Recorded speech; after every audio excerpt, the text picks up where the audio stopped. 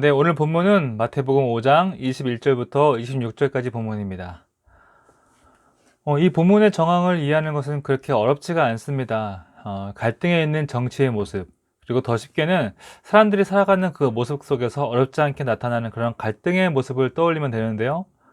예수님 당시의 모습을 보면은 로마인들이 유대인들을 모욕하고 또 사마리인들은 유대인들을 공격했습니다. 그리고 유대인들은 그에 대한 복수를 하고 이렇게 서로 다른 유대인 분파들은 또 서로를 모욕하고 공격하고 이런 편가르기와 갈등이 마을 안에도 있고 또 친족들 사이에도 있고 심지어는 집안 식구들 사이에서도 나타나던 일상적인 모습이었다는 것이죠. 더군다나 당시가 로마의 군사적 점령 상태에서 점령하고 있는 로마 군인들이 언제 습격을 받을지 몰라서 늘 불안한 상태이고 또 점령당한 유대인들은 늘 억누린 채 살아가야 하다 보니까 늘 불안할 수밖에 없는 그런 상황의 연속이었던 거예요. 그러다 보니까 그들의 삶 가운데 늘 갈등과 분노가 늘 꽉 차 있는 상태가 예수님 당시의 그런 삶의 모습이었다는 것이죠.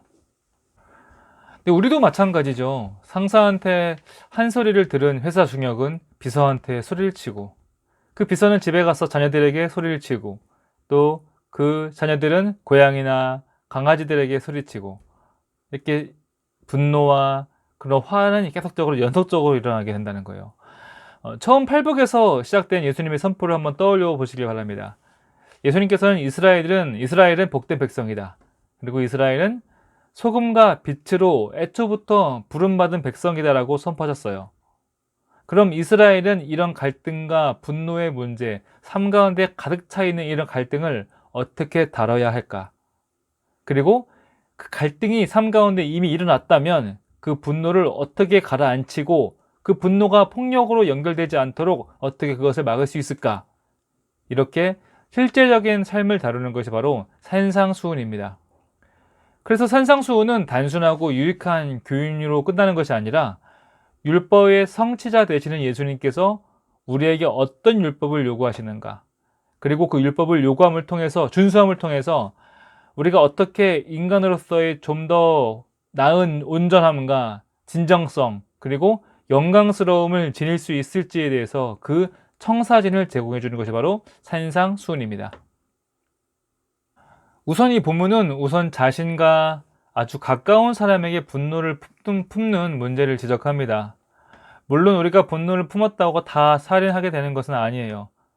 이 살인하지 말라의 명령의 그 초점은 누군가를 죽이는 데까지 가지 말라는 것이 아니라 저 사람이 죽었으면 좋겠다라는 생각마저도 해서는 안 된다는 거예요. 구약의 율법에 이웃의 경계표를 침범하지 말라는 구절이 상당히 많이 등장합니다. 예수를 믿는 자에게 이웃의 생명은 그가 침범해서는 안 될 경계표와 같은 것입니다.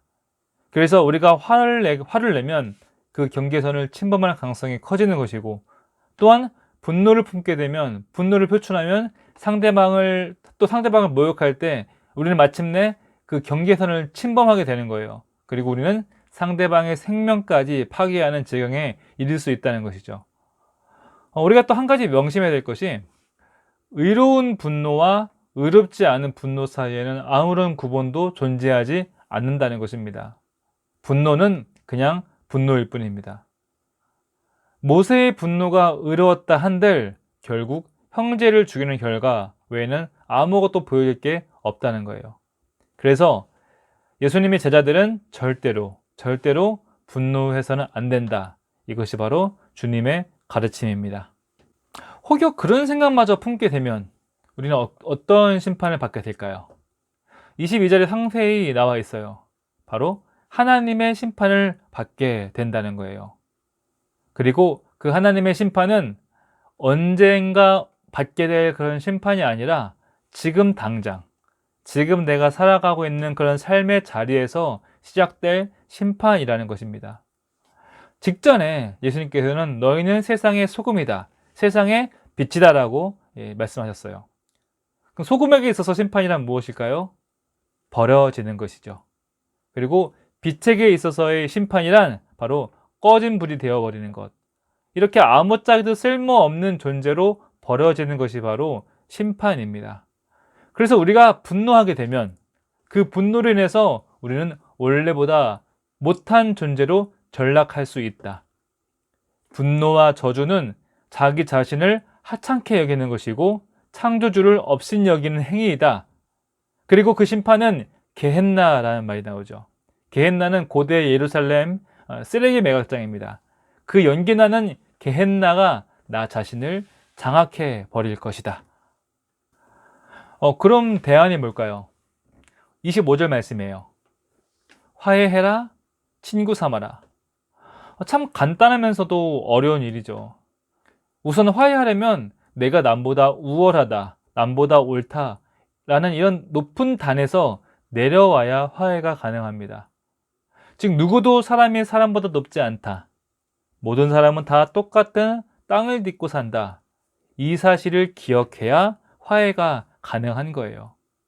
근데 이 화해가 얼마나 중요하냐면 그저 좋은 가치가 아니라 이스라엘이 목숨처럼 여기는 그 예배보다 더 중요한 것이 화해라고 말씀하신다는 거예요. 분노와 원한, 멸시와 모욕은 하나님과의 관계를 가로막는 치명적인 장애물이기 때문에 이런 것을 남겨두고 예배 드린다는 것은 예언서 입장에서 보면 우상 노름이나 별반 차이가 없다는 것이죠. 그래서 우리가 예배 드리러 올 때 자신과 이웃, 자매와 형제 사이에 아무런 분노도 남겨놓지 않도록 하루하루를 살아야 된다. 혹여 분노가 들더라도 곧장 내려가서 화해할 줄 아는 삶이 바로 참된 예배의 삶이며 율법을 성취하는 삶이다 라는 것입니다. 그럼 왜 이렇게 살라고 말씀하실까요?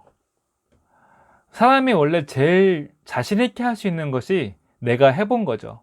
내가 가본 것을 제일 쉽게 말하고 자신 있게 말합니다. 무슨 말일까요? 예수님이 인간과 화해하려고 저 높은 곳에서 내려오셨거든요. 예수님은 해보셨기 때문에 우리한테도 너희도 해봐. 결코 불가능한 일이 아니야. 라고 말씀하시는 겁니다. 예수님은 지금 진지하시고 시급하세요. 마태복음 7장 마지막 부분에 만약 너희들 그렇게 살지 않으면 모래 위에 집을 쌓은 것처럼 무너지고 말 것이야.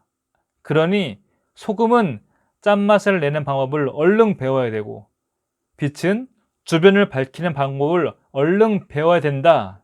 시급하고 도전적으로 이야기하고 계신 겁니다. 만약 우리가 이 방법을 빨리 체득하지 않으면 버려지는 소금과 빛이 될 수 있기 때문에 예수님은 팔복 선포 후에 쉴 틈 없이 강하고 아주 거침없이 몰아치시는 것이죠. 네, 오늘 말씀 정리하겠습니다. 분노와 모욕은 타인의 인격을 제거하는 행위이며 이웃의 생명을 침범하는 행위입니다. 분노를 이기는 방법은 마인드 컨트롤을 잘하고 기도를 많이 하고 이런 것이 아니라 화해하는 것, 그리고 친구 삼는 것이 바로 분노를 이기는 방법입니다. 그럼 그것을 어떻게 가능할까요? 예수님처럼 높은 단에서 내려오면 가능합니다. 나 역시도 상대방처럼 발을 땅에 딛고 살아가는 사람이다. 우리가 이 사실만 기억한다면 우리는 얼마든지 화해할 수 있으며 친구 삼을 수 있습니다. 그것이 율법의 성취이며 예배보다 더 앞선 예배, 참된 예배의 삶의 시작입니다. 여러분들도 그런 삶을 살아가시길 주님의 이름으로 축복합니다.